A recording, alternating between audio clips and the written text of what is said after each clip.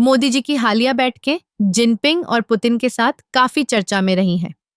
ये बैठकें सिर्फ राजनीतिक नहीं, बल्कि वैश्विक रणनीतियों का एक महत्वपूर्ण हिस्सा है। जब मोदी जी ने जिनपिंग से मुलाकात की, तो यह स्पष्ट था कि चीन के साथ संबंधों को सुधारने की कोशिश हो रही है।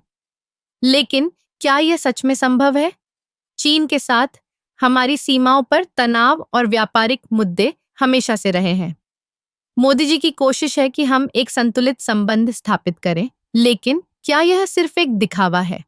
जिनपिंग के साथ बातचीत के दौरान मोदी जी ने कई मुद्दों पर चर्चा की, लेकिन क्या ये बातें सिर्फ कागजों तक सीमित रह जाएंगी? फिर बात आती है पुतिन की।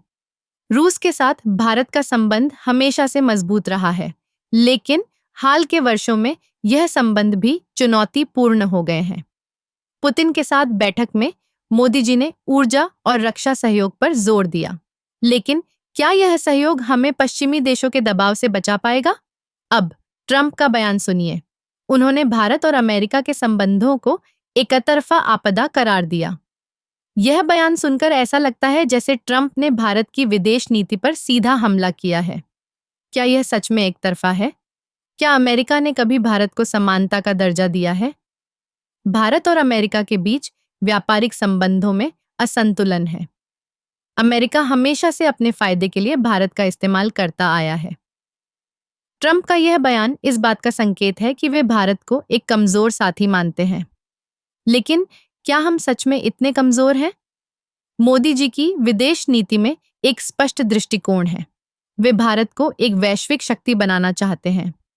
लेकिन क्या यह संभव है जब हम अपने पड़ोसियों के साथ सही संबंध नहीं बना पा रहे हैं?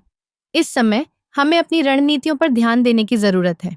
हमें यह समझना होगा कि वैश्विक राजनीति में कोई भी स्थायी मित्रता नहीं होती। हमें अपने हितों की रक्षा करनी होगी और सही समय पर सही निर्णय लेने होंगे। आखिरकार यह सिर्फ मोदी जी की बैठकें नहीं हैं, बल्कि यह भारत के भविष्य की बात है।